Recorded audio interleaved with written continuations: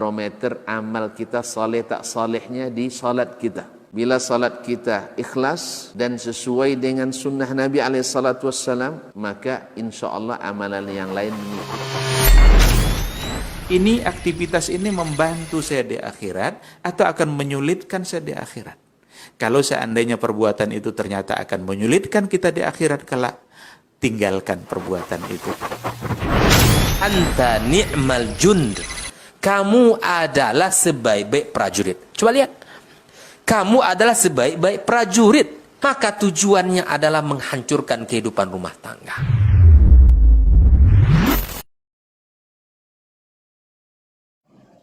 Wa ya'lamu mustaqarraha wa mustawda'aha kullun fi kitabim mubin. Wa asyhadu anna Muhammadan abduhu wa rasuluhu sayyidul amin sallallahu alaihi wa ala alihi tayyibin wa azwajit tahirati ummahatil mu'minin wa ashabihil qadatil ghurril mayamin wat tabi'ina lahum bi ihsan ila yaumiddin wa ba'du. Ma'asyiral kiram,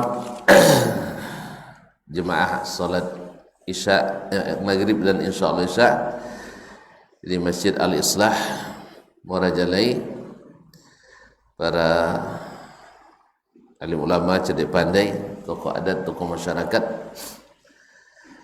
serta seluruh hadirin wal hadirat yang mudah-mudahan senantiasa dirahmati Allah Subhanahu wa taala. Bersyukur kita kepadanya, kembali kita diizinkannya di hari ini untuk menyambung kaji. Semoga Allah mudahkan kita memahami dan dikuatkan untuk mengamalkan dan mengaplikasikannya.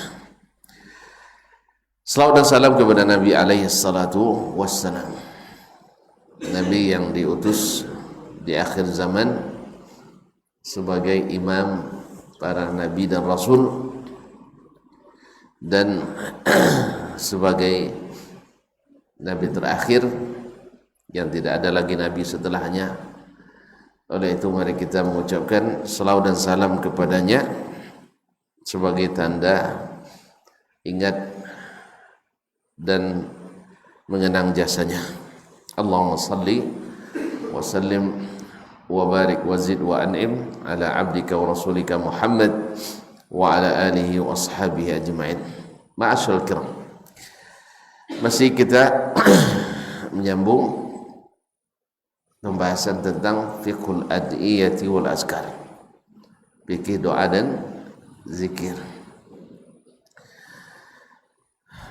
Sampai kita perbahasan sebelumnya tentang afdaluz zikri Al-Quranul Karim. Zikir yang paling utama itu adalah membaca, mentadabburi, memahami Al-Quranul Karim. Karena Al-Quran adalah kalam Rabbil Alamin, kalam Allah Subhanahu wa ta'ala. Yang diucapkannya, maka nilai suatu ucapan tergantung kepada nilai yang mengucapkannya, dan ini yang mengucapkan adalah Allah Subhanahu wa ta'ala. Oleh itu mesti kita ta'zim karena memang nilainya luar biasa. Al-Quranul Karim Allah turunkan di bulan Ramadan. Nuzulul Quran fi syahri Ramadan. Insyaallah sebulan lagi, atau sebulan 3 hari, atau sebulan 4 hari, atau sebulan 5 hari, kita akan kedatangan tamu yang mulia, yang mudah-mudahan menjadikan kita orang yang dimuliakan. Allahumma ballighna Ramadan. Semoga Allah menyampaikan kita ke bulan Ramadan. Al-Quran turun di bulan Ramadan. Tidak diragukan bahwasanya turunnya Al-Quran kepada kita adalah sebesar-besar nikmat Allah kepada kita. Gimana tidak? Karena kita di dunia ini adalah dalam perjalanan menuju kembali. Seperti dalam hadis Nabi alaihi salatu wassalam kepada Abdullah bin Umar, kun fid dunya ka'annaka gharib au 'abiru sabil. Jadilah kamu di dunia itu seperti orang yang orang yang gharib, asing. Orang asing pasti akan kembali ke negeri asalnya. Au abiru sabil, atau orang yang sedang musafir. Orang musafir mesti nak segera sampai. Baik orang asing, pokoknya pasti kembali, ingin kembali ke negerinya. Dan setiap orang yang pergi meninggalkan kampung halamannya, di saat pulang mesti nak bawa banyak bawaan. Mesti nak bawa, kalau bahasa awak pamboyo ya, kalau pulang tanpa bawa hasil, malu kita. Ndak apa namanya? Ndak kuat azam kita untuk pulang tu, ndak kuat. Karena apa? Karena bawaan ndak ada. Makanya orang semakin banyak bawaannya, amal salehnya, semakin rindu dia ke akhirat. Rindu kepada bertemu dengan Allah, rindu dengan akhirat. Sebagaimana kita kalau sudah berhasil mencari di Antau, pasti semangat pulang. Tapi kalau abi umpan di ayu, abi agang bosi binaso, ndak ada yang disimpan, atau ndak semangat pulang dong. Takut sesuatu ini dapatlah takut itu. Apa kan dijadiin pambong. Tapi kalau berhasil pasti semangat pulang. Artinya itu kaum muslimin dan muslimat dirahmati Allah SWT. Nah, ketika kita sedang di perantauan ini, lalu ada yang menunjukkan ke kita bahwasanya ada amal-amal, ada kojo-kojo pekerjaan yang bila kita kerjakan hasilnya banyak. Ibarat mencari kehidupan, labanya besar dalam waktu yang tidak lama. Tentu kita akan merasa ini jasa luar biasa. Ketika kita diantau dulu, boswa juang dan awak-awak yang lalu tunjukkannya ke kita. Kebuat, sudah itu dengan hasil tunjukannya tadi, tunjuk ajarnya tadi, berhasil kita. Rencana pay 30 tahun, alhamdulillah 3 tahun lah bisa pulang. Subhanallah, makasih tak? Berterima kasih, luar biasa ini anugerah. Kadang-kadang tidak kita harapkan. Nah, sekarang Allah SWT berikan kita petunjuk yang tidak ada keraguan padanya, Al-Quranul Karim. Diturunkannya supaya kita di perantauan ini, di perjalanan ini betul-betul berhasil dan selamat. Mulai ditunjukkannya jalan yang paling singkat, jalan yang lurus, jalan yang tak menyesatkan. Sebab kalau kodok sosek di jalan, ada masuk jalan yang tidak aman, walaupun banyak bawaan, tapi masuk jalan tidak aman, disamun orang kita di jalan. Atau masuk ke jalan yang banyak rintangan dan tantangan, misalnya gelombangnya besar, tenggelam yang apa yang kita bawa. Maka Allah turunkan Al-Quranul Karim dan diutusnya Nabi kita Muhammad sallallahu alaihi wasallam untuk meluruskan jalan kita itu, menunjukkan ini jalan yang aman, ini jalan yang cepat sampai, ini jalan yang tiketnya murah tetapi selamat, dan ini jalan yang rintangannya bisa kita hadapi.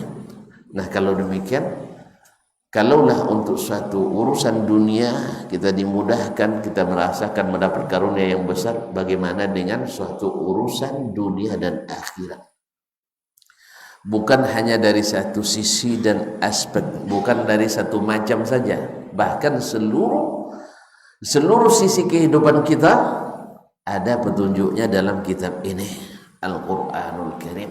Sampai-sampai Imam Asy-Syafi'i rahimahullah menyatakan dalam kitabnya Risalah, wa ma nazalat bihadzil ummati nazilatun illa wa fi kitabillah wa fi sunani Rasulillah sallallahu alaihi wasallam sabilul hidayati fiha, kecuali akan dia dapatkan dalam kitabullah dan dalam sunnah-sunnah Rasulullah. Apapun yang terjadi, mereka akan dapatkan dalam kitabullah dan sunnah Rasulullah SAW jalan petunjuk yang menyelamatkan sepanjang zaman. Oleh itu kaum muslimin dan muslimat, beruntung kita diturunkan Allah Subhanahu wa taala Al-Qur'anul Karim. Oleh itu Allah Subhanahu wa taala menyebut-nyebut nikmat ini kepada kita.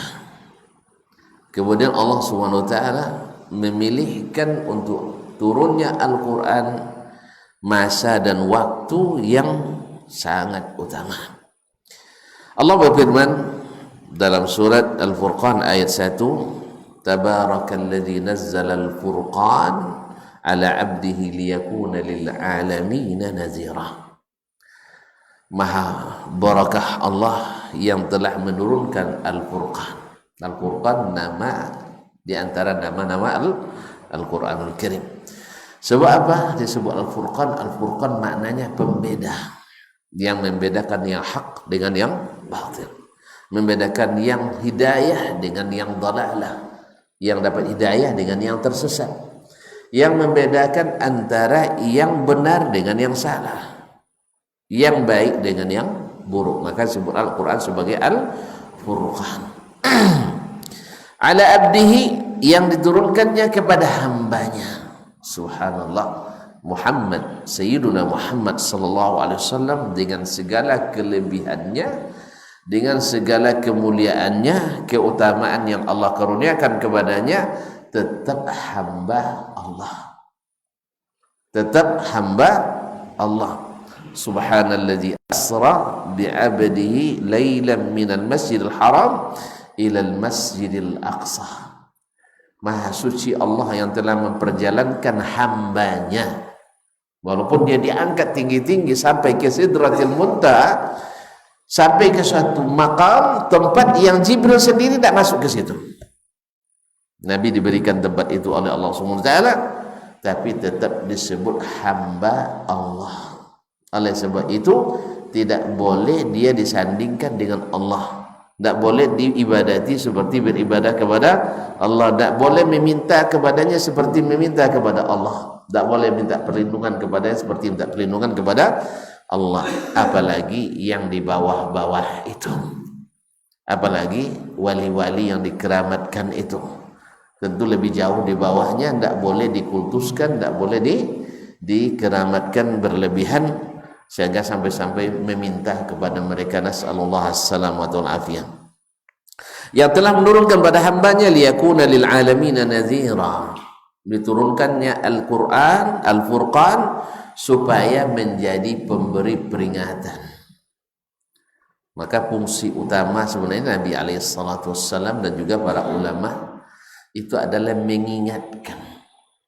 Sebab umat itu di dunia ini rentan untuk menyimpang.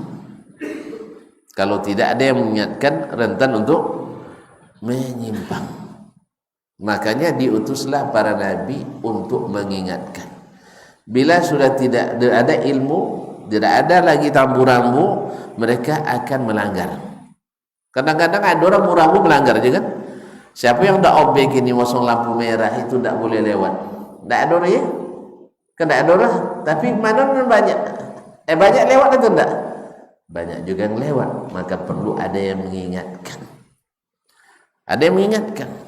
Semua kita tahu bahwa jalan ini bukan jalan yang ditempuh oleh Rasulullah SAW. Tahu, tetapi tetap juga dilalui. Perlu ada yang mengingatkan.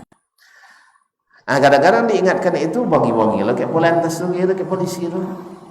Kayak betul kan gimana kayak polisi tu?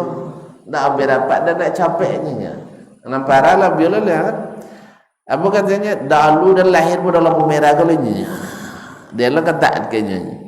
Dia dalu dan lahir pada lampu merah. Nah, maka perlu mengingatkan. Makanya ketika Allah Subhanahu Wa Taala memerintahkan hendaknya setiap golongan itu ada sekelompok orang yang pergi menuntut ilmu, tafaqquh fid din. Tujuan apa? Liyunziru qaumahum, supaya mengingatkan kaumnya. Kalau lah pulang anak-anak nuntut ilmu, jangan bangilah diingat deh. Kadang itu kadang-kadang kapak dia mau pulang tak panjang dia, guntiang mau pulang tak panjang. Kalau kain itu kuyak tu tak diguntiang, tak rapi jahit. Iya sobat. Bang kain kuyak tu nak dirapin pun tak pakai guntiang. Hah? Tak pakai guntiang? Lei kan? Nak lei rapi. Kalau tak tumbuk nama. Kan tumbuk nama? Tumbuk lama tahan? Tak. Kalau awak nak nanam sawi di bawah, berapa cara orang? Bisa urutnya nak nanam sawit di bawah, tak sombo sensor, tak sombo sensor. Tapi kalau cukup dia cabaknya, itu pun harus cabak deh.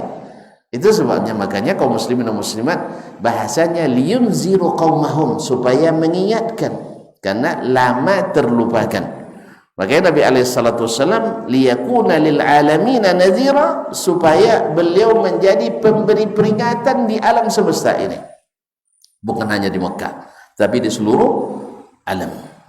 Ma'asyiral kiram, dengan apa? Dengan Al-Qur'an tadi, dengan Al-Qur'anul Karim. Dulu subhanallah ya, yang namanya hafiz Quran itu kan jarang nawu. Kini alhamdulillah awak nak ambil rumah tahfiz lo boleh ha. Saking banyaknya sekarang hafal Al-Quran. Dulu lah yang namanya khatam Quran, lalu ke awak gah dari wadduha sampai An-Nas, itulah khatam nomor kan ya. Kalau khatam, kalau kini ndak, yang nama khatam tu mesti dari Al-Fatihah sampai An-Nas. Itu bedanya.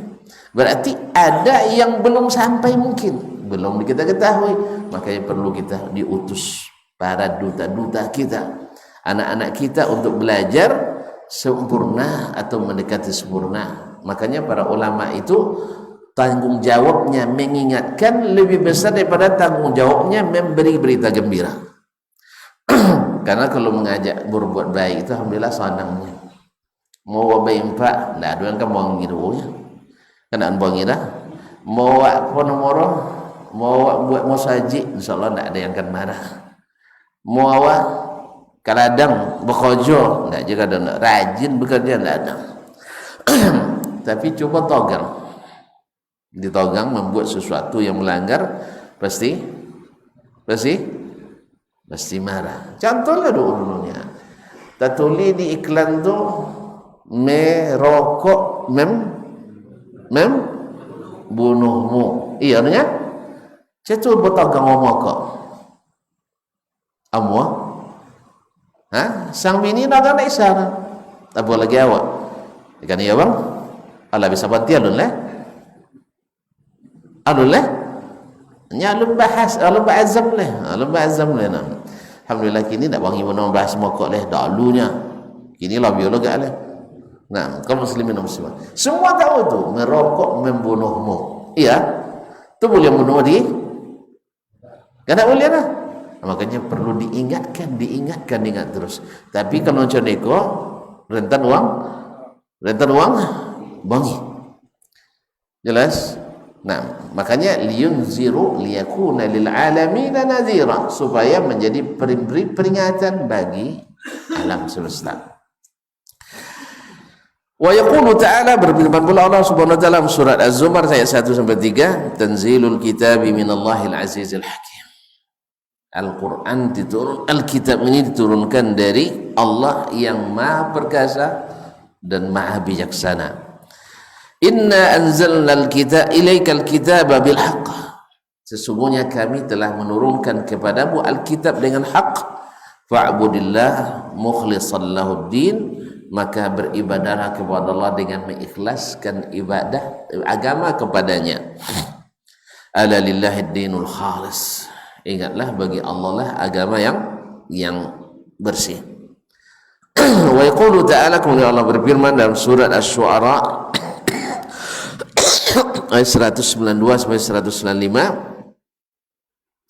Wa innahu latanzilu rabbil alamin. Sesungguhnya Al-Quran itu turun dari Rabbul Alamin. Nazala bihi ruhul amin, yang dibawa turun oleh ruh yang amanah. Ruh al-amin itu Jibril alaihissalam. Ala qalbika litakuna minal munzirin, yang dia bawa turun, dimasukkannya ke hatimu supaya kamu menjadi pemberi peringatan. Pemberi peringatan lagi ya, yang mengingatkan lagi. Nah, litakuna minal munzirin, supaya kamu menjadi pemberi peringatan. Karena masyarakat waktu itu jahiliyah, orang jahiliyah tentu dalam bahaya. Orang bahaya perlu orang yang berbahaya perlu diingatkan. Kalau tidak ada bahaya tidak perlu diingatkan. Ma'asyiral kiram dirahmati Allah Subhanahu wa taala, bilisanin arabiyyin mubin, dengan bahasa Arab yang menjelaskan. Jadi Al-Qur'anul Karim dan Sunnah An-Nabawiyah Asy-Syarifah itu adalah turun dengan bahasa Arab yang menjelaskan. Ini sesuai dengan apa yang disebutkan oleh ahlu tafsir terbesar sepanjang sejarah, Abdullah bin Abbas radhiyallahu ta'ala anhuma. Dia mengatakan bahwasanya tafsir itu ala arba'ati anwa'. Tafsir Al-Quran itu 4 macam. Pertama, tafsirun yafhamuhu kullu ahad, tafsir yang semua orang langsung memahaminya. Yang kedua, tafsirun tafqahuhul arabu bilughatiha, yang hanya dipahami orang Arab saja dengan keahlian bahasanya. Yang ketiga, tafsirun la ya'lamuhu illal ulama, tafsir yang tidak diketahui kecuali oleh para ulama. Yang keempat, tafsirun la ya'lamuhu illallah, tafsir yang tidak diketahui kecuali oleh Allah Subhanahu wa taala, seperti alif lam mim, alif lam ra, kaf ha ya ain sad, ain sin qaf dan seterusnya. Ini tidak diketahui kecuali oleh Allah Subhanahu wa taala. Nah, yang terbanyak adalah yang pertama, semua orang boleh memahaminya dengan mudah. Atau yang kedua, khusus dipahami oleh orang Arab saja. Apa contoh? Yang orang Arab itu dengan bahasanya, orang Arab ketika membaca ayat alhaakumut takatsur hatta zurtumul maqabir, kalian dilalaikan oleh takatsur, saling berlomba memperbanyak harta dan anak. Itu dulu ya. Sekarang 3, memperbanyak harta, mengurangi. Nah, di zaman kita berbeda. Nah, kalau dulu enggak, orang punya anak itu bangga dia. Berapa anak cum? 8 deh, kenek doh. Dan 3 boleh. Nah, kalau dulu enggak. Nah, kalau sekarang kan enggak dah. Berapa anaknya? 5 tiur yang nyanyi. Apa bayi makannya? Subhanallah kan. Kalau sekarang 5 tu banyak itu. Saya tengok dang Den ha banyak pitin dia motor 2. Cuma bini siang itu salah. Nah, motor 2 bini sama. Tak pasal dulu ya. Kaum muslimin dan muslimat dirahmati Allah. Anak buat 2 nya. Bangga anak sedikit. Padahal anak sedikit itu kurang aset di dunia dan akhirat. Anak semakin banyak aset kekayaan kita dunia dan akhirat. Sebab seorang berdoa tentu berbeza dengan berdoa kan. Anjingnya nak berdoa tak ada pada doa Allah. Nya nanti kalau sudah tak mau banyak dulu, jalan dan CBT banyak ke dia. Kalau CBT banyak lupa mendidik anak dicek, jadilah anak tukang CBT juga. Akhirnya anak lalai CBT tidak bisa mendoa orang tu, ugi dunia, ugi akhirat. Makanya ya, bagi yang muda-muda jangan terlambat. Ya, jangan dulin cita orang kini dulu lah, cita awak dulu lah, bahwa mereka suka banyak anak banyak rezeki. Kau wangi bang aparat gawat dia. Awak togang ni anak banyak semua ya deh kan. Kaum muslimin dan muslimat dirahmati Allah. Hatta zurtumul maqabir, sampai kalian, kalau diterjemahkan secara harfiah, secara letterless, secara bahasa langsung, sampai kalian ziarah kubur. Wawak le paham no? Sampai ziarah kubur paham awak? Tak paham. Bo pahamnya dan saja pergi kubur tambah semangat ci dunia macinya. Kecen ukuran salah itu. Makanya dalam bahasa Indonesia diterjemahkan jadi sampai kalian masuk kubur. Kan ya? Padahal bahasa Arab ziarahnya, bahasa kita masuk. Salah terjemahan kita. Yang betul adalah ziarah kubur, singgah di kubur. Gara-gara salah terjemahan tadi, sehingga sering kita dengar orang melepas jenazah, kita antarkan ke tempat peristirahatan terakhir. Keliru. Gara-gara salah memahami ayat ini. Yang benar adalah kepersinggahan pertama menuju akhirat.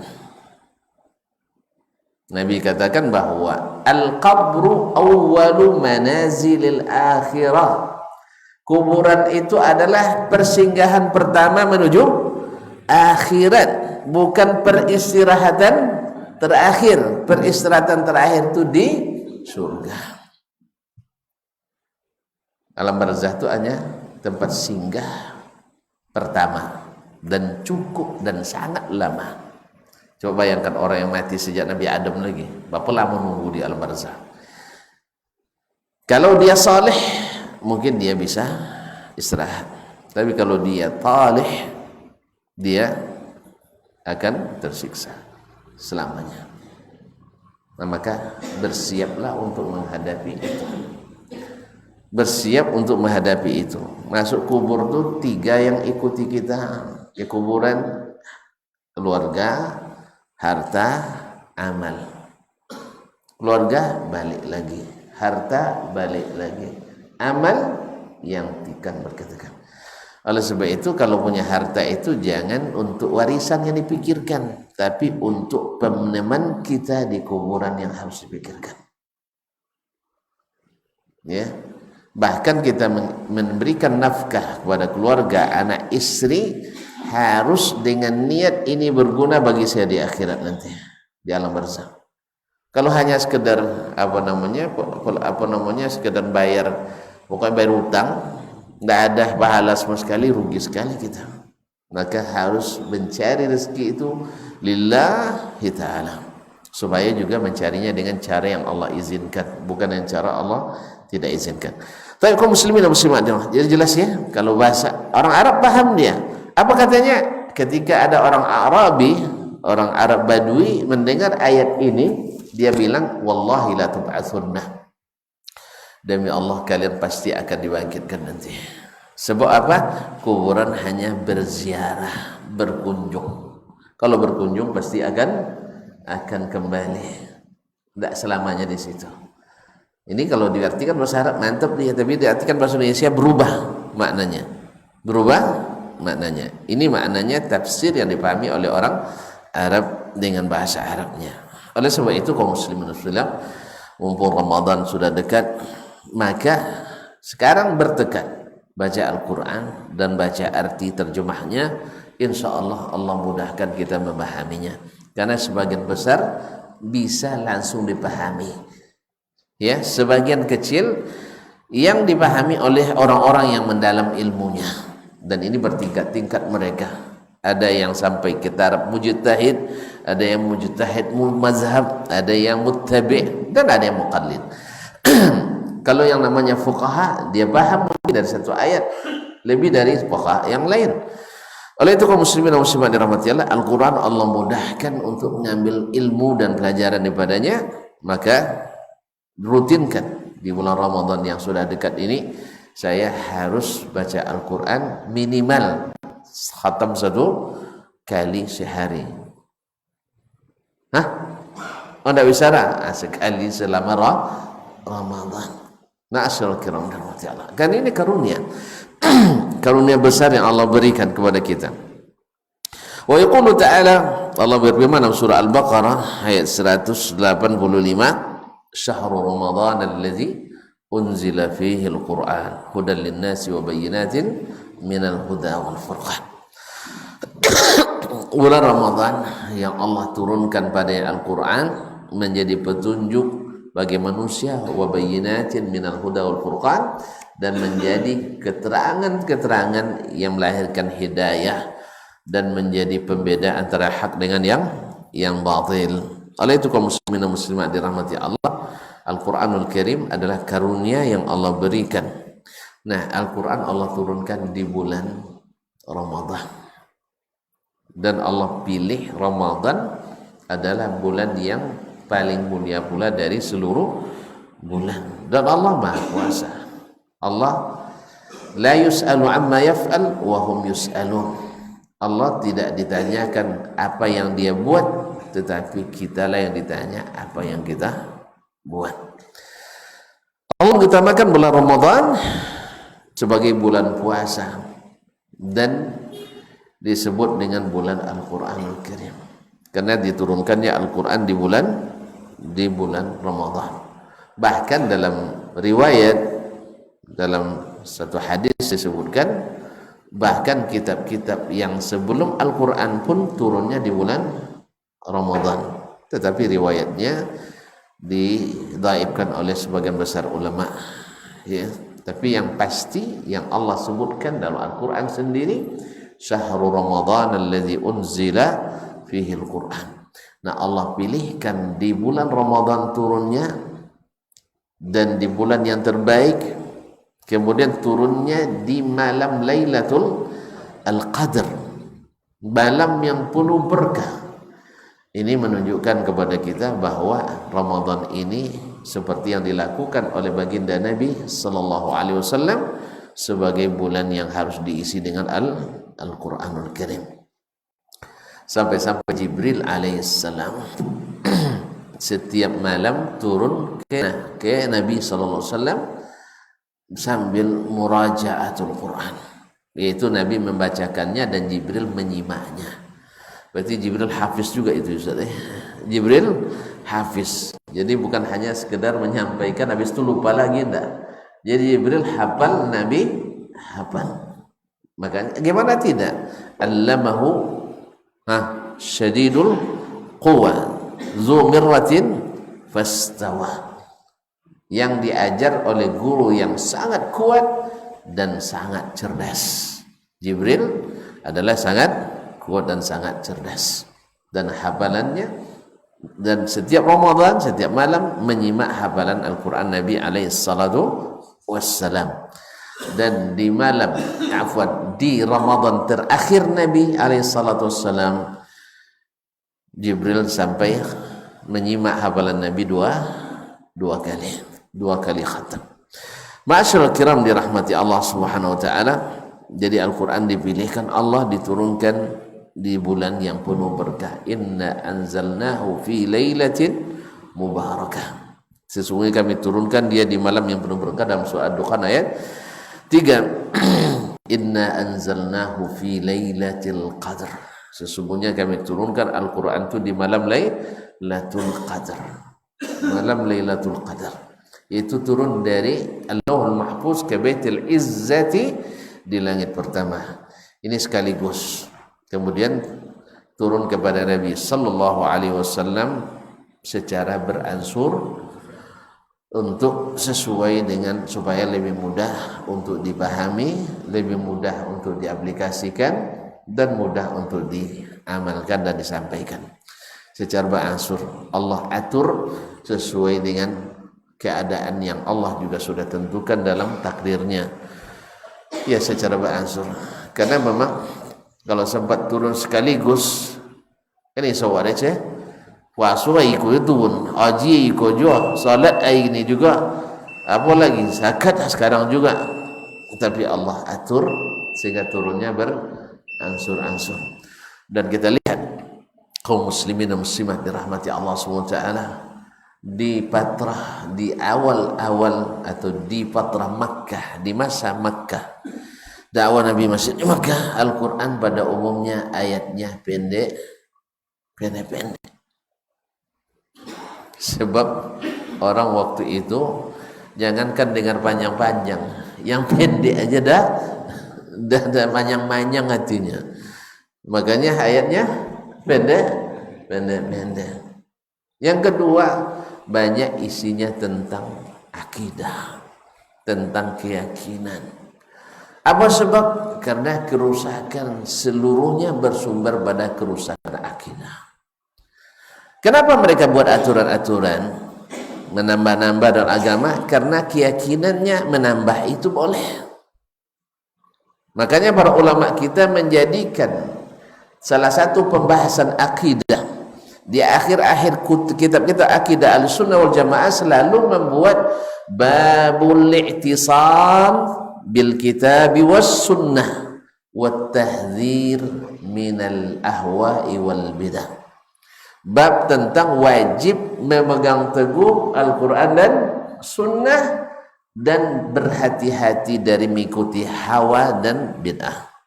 Itu dalam bab akidah masuk itu. Sebab apa? Rusaknya amalan, rusaknya peraturan, rusaknya perlakuan akibat rusaknya akidah tadi. Maka oleh sebab itu di sini pentingnya akidah itu dimantapkan berdasarkan Al-Quran dan sunnah.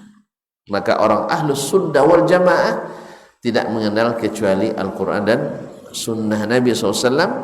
Segala produk hukum ijtihad ulama mesti bersandar kepada keduanya. Bila ada yang tidak bersandar pada keduanya, maka ijtihadnya tersebut tertolak, bisa tidak ada sandarannya. Apalagi kalau bertentangan dengannya. Di sini kita tahu bahwa bahwa tidak semua yang dikatakan ulama mesti diikuti. Tidak semua yang dikatakan ulama mesti diikuti bila bertentangan dengan apa yang Allah dan Rasul sallallahu alaihi wasallam ini kan. Sebab rusaknya orang jahiliyah dulu karena mereka merasa bahwa menambah dalam agama itu dibolehkan. Contoh, mereka ketika haji, orang jahiliyah haji pun enggak? Haji, taib. Hajinya kemana? Ya ke Mekah juga. Hajinya ke Mekah. Tawafnya di mana? Di Ka'bah. Sa'inya di mana? Nah, kadang sa'i dah antara Safa dan Marwah. Mabitnya di mana? Di Mina. Wukufnya di mana? Nah, di luar Arafah. Ini mereka rubah. Jadi apa yang haji itu mereka tetap lakukan. Cuman mereka modifikasi. Mereka rubah-rubah, tambah sini, kurang di sini, rubah di sini. Dengan apa keyakinan? Karena asal baik boleh dilakukan. Maka mereka wukufnya asalnya di Arafah, mereka pindah ke dalam tanah haram. Apa sebab?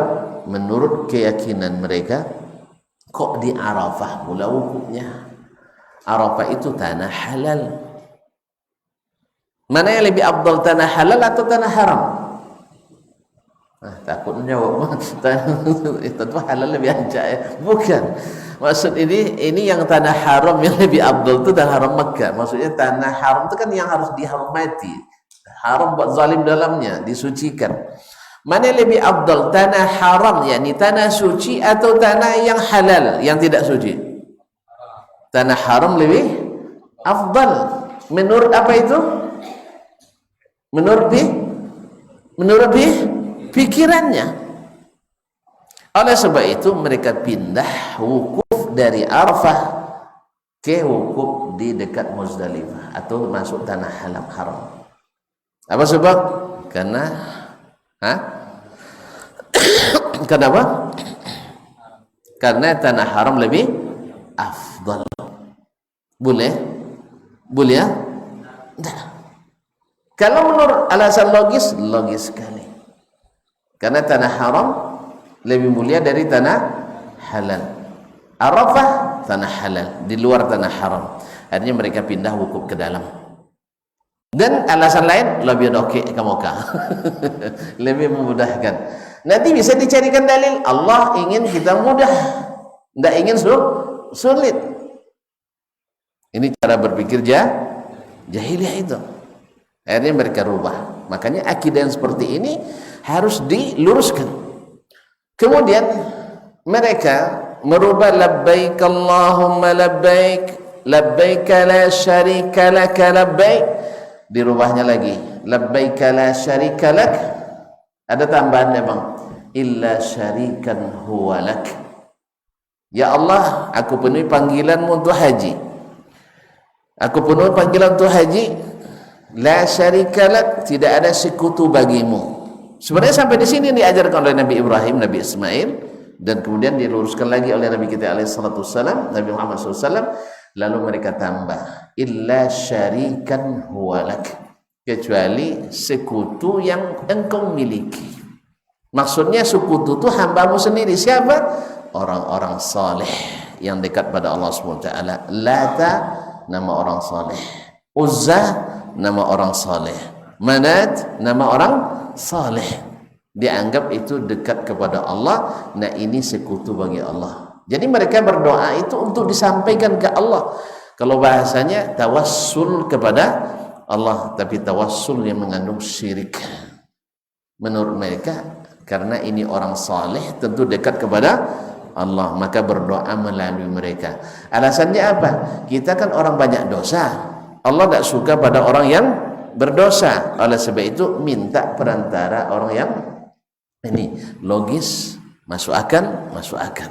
Tapi dibolehkan? Tidak. Kenapa mereka nggak tahu? Ilmu nggak ada. Tapi mereka orang cerdas, cerdas betul. Berpikir boleh, tapi berilmu tidak. Iya enggak?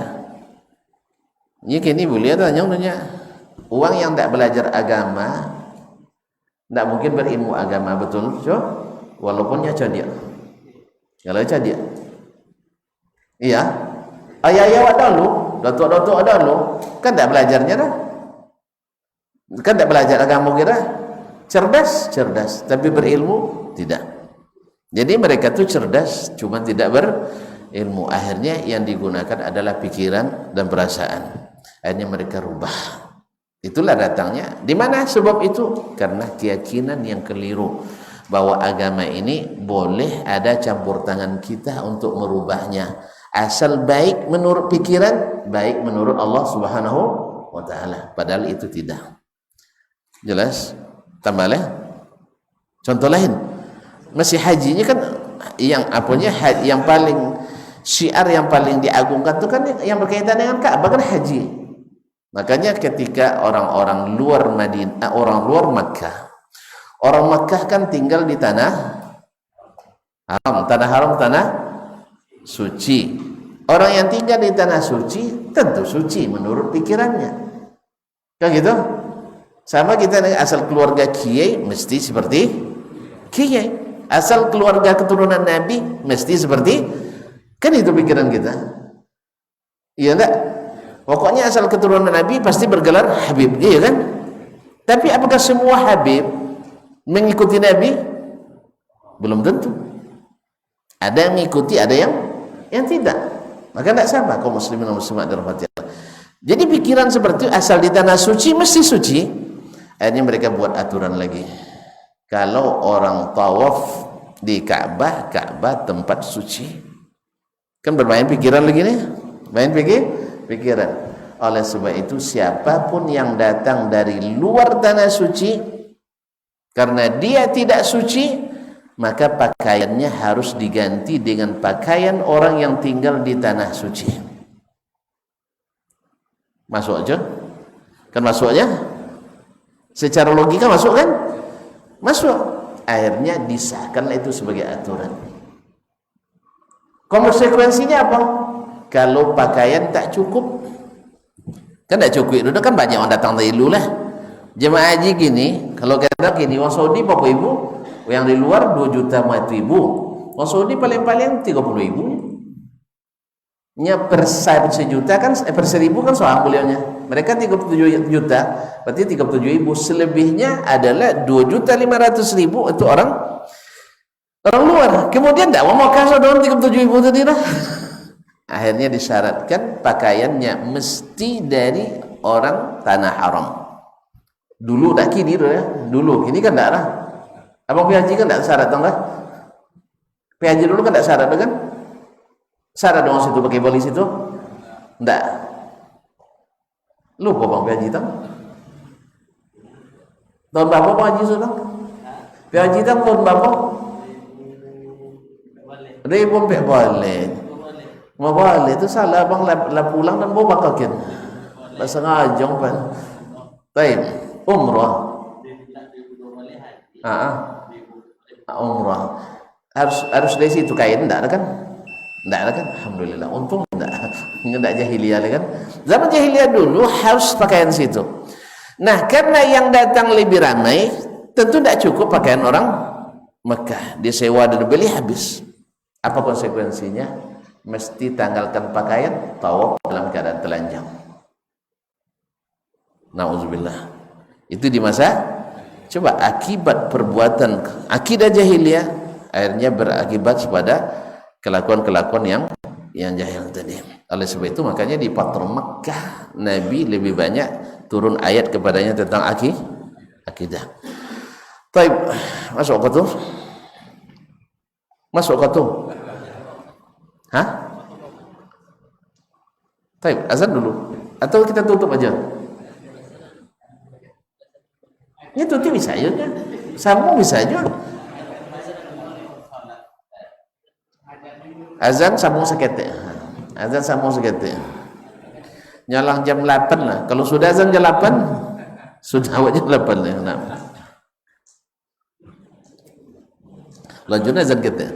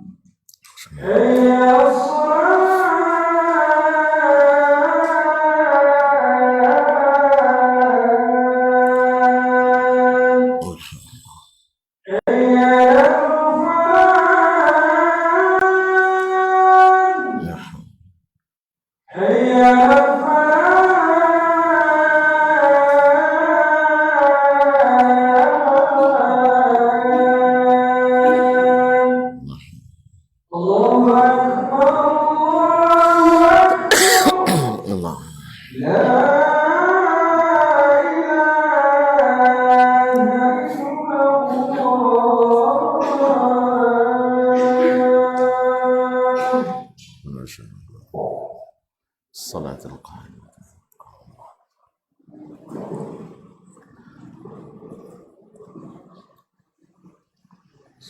Kaum muslimin dan muslimat rahimanillah wa iyyakum. Jadi Ramadan adalah kalau bahasa apanya sering dipakai oleh para ulama adalah bulan panennya kaum muslimin. Panen pahala. Makanya sebenarnya dari sebelum Ramadan itu kita sudah mulai menanam. Para ulama nyebut bulan Rajab itu kan bulan haram. Disunatkan untuk berpuasa banyak di bulan haram, walaupun tidak ada fadilah khusus. Seluruh hadis yang berkaitan dengan ibadah khusus di bulan Rajab semuanya antara dhaif, mungkar dan palsu. Seperti kata Imam Ibnu Hajar rahimahullah, tak satu pun hadis sahih tentang keutamaan ibadah tertentu di bulan Rajab, kecuali secara umum bahwa puasa di bulan haram itu dianjurkan, demikian juga amal saleh.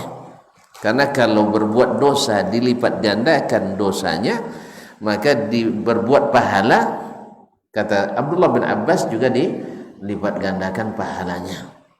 Maka di bulan ini disebut oleh sebagian ulama dengan syahruz zar' wal ghiras, yaitu masa bertanam. Nanti di bulan Sya'ban, sabit dari Nabi SAW, paling banyak beliau berpuasa di bulan itu.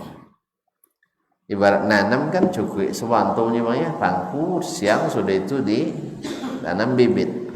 Tapi kalau lama soma nyiram, masoma nyang kodok deh, nyiram tiai, maka di Sya'ban itu Nabi puasa banyak sekali. Demikian juga dengan bacaan Al-Quranul Karim. Ya, mulai sekarang kita mulai banyak membaca Al-Quranul Karim. Ini untuk orang-orang yang hafiz. Ya, orang yang hafiz bisa sambil berjalan, sambil menyetir, sambil bekerja, bisa baca Quran. Tapi kita yang tidak hafiz, itu wudhu dulu, habis itu khususkan waktu. Tentu saja semuanya ada keutamaannya. Ya, kalau orang tadi kan tidak mesti wudhunya, kadang-kadang kita berwudhu dapat pahala, kemudian duduk di pegang mushaf juga lebih diutamakan. Oleh itu kaum muslimin dan muslimat dirahmati Allah, nah di bulan Sya'ban masa menyiram, nah Ramadan tinggal panen. Jadi kalau lebih biasa dipuasakan di sini di Rajab, kemudian ditambah di Sya'ban lebih sering, nanti Ramadan tinggal panen puasa, terasa indah. Kan kalau panen itu lewat ya. Kalau lah namanya panen, apalagi panen sawit gini maknanya mahyogo, ndak nak pulang di kebun itu. Ya, tapi mau sobat tanam agak payah kan ya, masa nyiram agak susah. Tapi kalau panen, makanya orang-orang beriman tuh Ramadan tuh baginya menggembirakan. Sebab apa? Tinggal memanen pahala. Nah, saking pentingnya Al-Quranul Karim, sampai-sampai Nabi SAW membaca Al-Quranul Karim dalam salat malamnya sangat panjang. Yaitu sampai di satu rakaat kadang sampai 5 juz. Sampai 5 juz. Awak 5 ayat je lah Ustaz ya, Bang. Nah, jadi Imam Ahmad pernah menganjurkan kepada para murid-muridnya yang jadi imam, ya cukuplah 5, 6, 7 ayat satu rakaat. Tapi apa 7 lembar? Tidak mungkin ya. Kalau 7 atau 8 berarti helai semalam. 7. Kalau 7 ayat kan sehalaman di Borma ya. Iya, sehalaman kan. Kalau sehalaman kali 8 halaman semalam. Iya. Lumayan lah, setengah juz gitu. Setengah juz semalam berarti sampai Ramadan. Nanti tahun depan jadiin selembar lah. Serakaat. Aisyah tahun depannya sajuz semalam. Kalau kita lihat para as-salaf rahimahullah, Nabi tadi kalau 5 juz serakaat, kalau 8 juz 8 rakaat berarti khatam 1 kali semalam. Ya tak?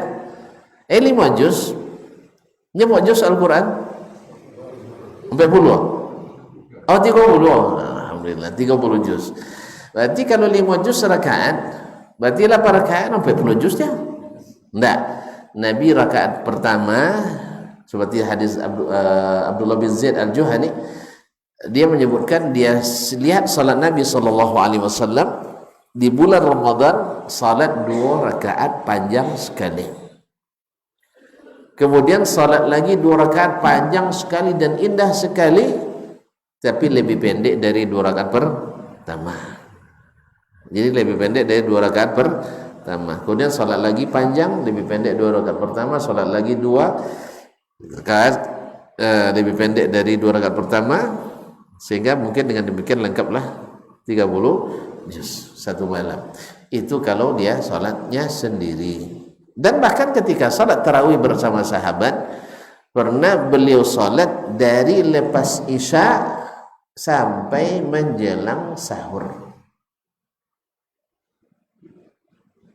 Apa aja rumah. Nah, jadi salatnya dari selepas sholat isya sampai menjelang sahur. Bagi sahabat itu biasa. Bagi kita seperti kata Imam Ahmad, haula'i qaumun du'afa, ini orang-orang lemah. Salli bihim sittan aw sab'ah, cukuplah 5, 6 atau 7 ayat serakaat. Tapi kalau nak salat sendiri, lihat mereka.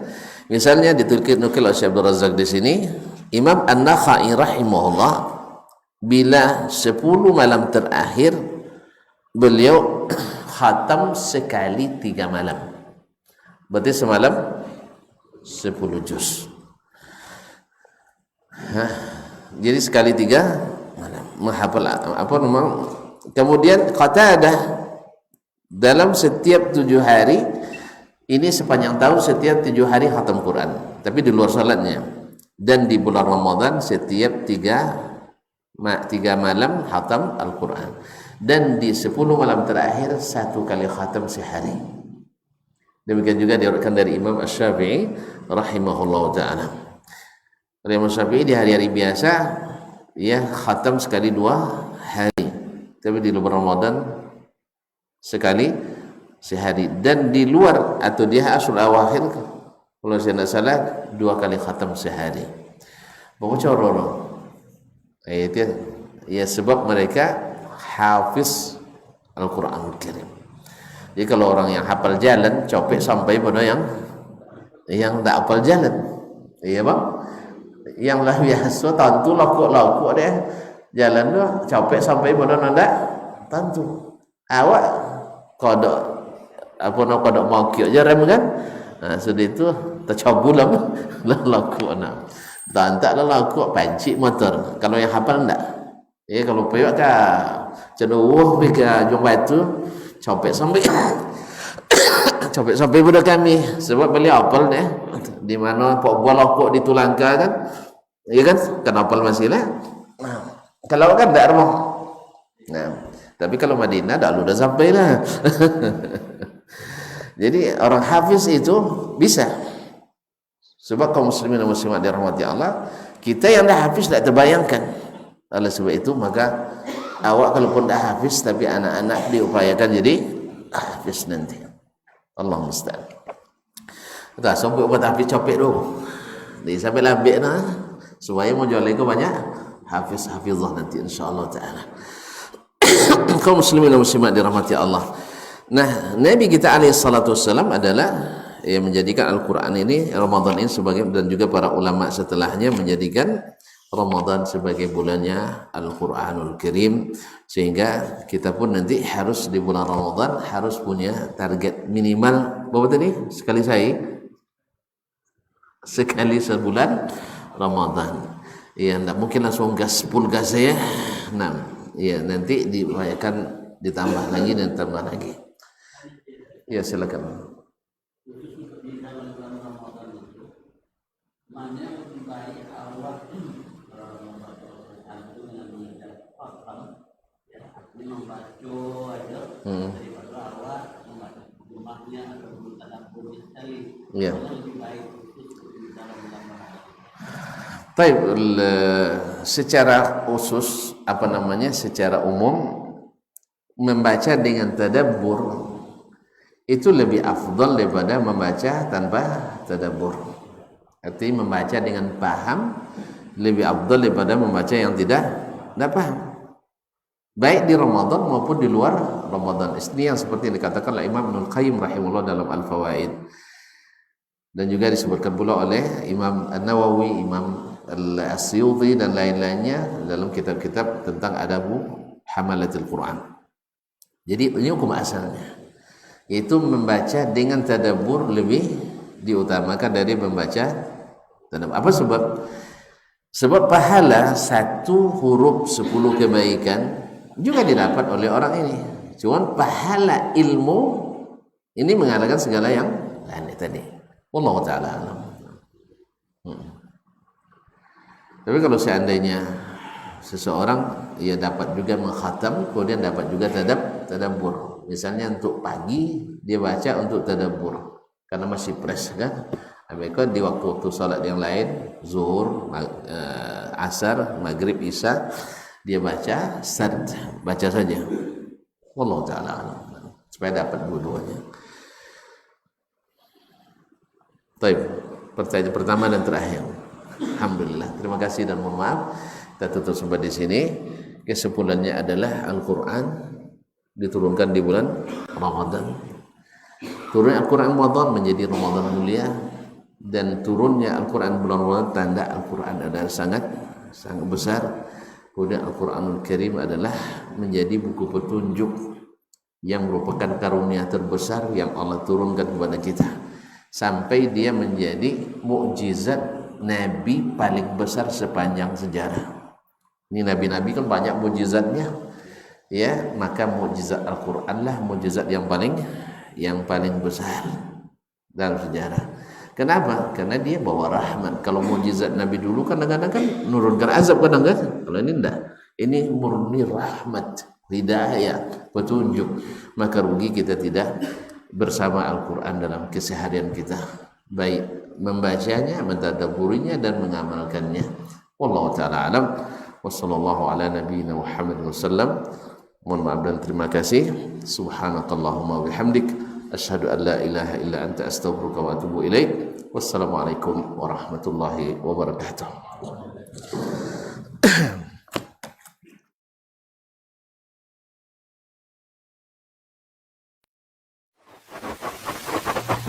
Barometer amal kita saleh tak salehnya di salat kita. Bila salat kita ikhlas dan sesuai dengan sunnah Nabi SAW, maka insya Allah amalan yang lain mengikuti. Ini aktivitas ini membantu saya di akhirat atau akan menyulitkan saya di akhirat. Kalau seandainya perbuatan itu ternyata akan menyulitkan kita di akhirat kelak, tinggalkan perbuatan itu. Anta ni'mal jund. Kamu adalah sebaik-baik prajurit. Coba lihat. Kamu adalah sebaik-baik prajurit. Maka tujuannya adalah menghancurkan kehidupan rumah tangga.